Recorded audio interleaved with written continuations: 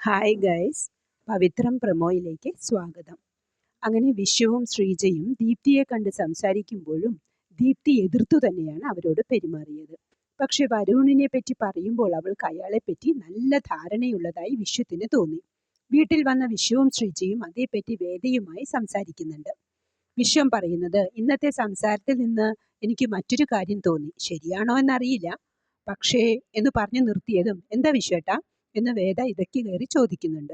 പിന്നീട് വരുണും ദീപ്തിയുമായിട്ടുള്ള സ്വകാര്യ നിമിഷങ്ങളാണ് നമ്മളെ കാണിക്കുന്നത്. വളരെ ആത്മാർത്ഥത തോന്നുന്നുണ്ട് അവരുടെ പെരുമാറ്റത്തിൽ നിന്നും.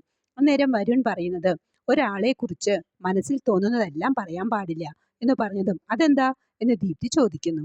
ആ തോന്നലിന്റെ ഭംഗി പോകുമെന്ന് തമാശയായി പറയുന്നു. അവർ രണ്ടുപേരും ശരിക്കും പ്രണയം ആസ്വദിക്കുന്നുണ്ട്. പിന്നീട് വേദയും ദർശനും പോലീസ് ഓഫീസറും ഇതേപ്പറ്റി സംസാരിക്കുന്നു. അന്നേരം വേദ പറയുന്നത്, ഞാൻ എൻ്റെ ജീവിതം സ്വയം തിരഞ്ഞെടുത്തതല്ലേ, അതേക്കുറിച്ച് സംസാരിക്കാൻ എന്ത് അവകാശമെന്നാണ് അവൾ ചോദിക്കുന്നത്. ദർശനും അതിന് ഉത്തരമൊന്നുമില്ല.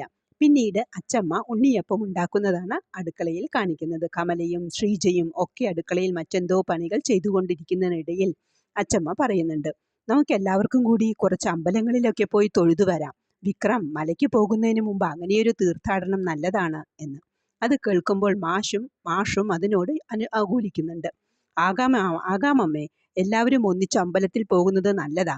ഉള്ളിൽ എന്തെങ്കിലും അങ്ങോട്ടും ഇങ്ങോട്ടും വിഷമമുണ്ടെങ്കിൽ അതങ്ങ് മാറിക്കിട്ടുകയും ചെയ്യും എന്ന്. അപ്പോൾ എല്ലാവരും സന്തോഷത്തോടു കൂടി നിൽക്കുന്നതാണ് പ്രമോ കാണിക്കുന്നത്.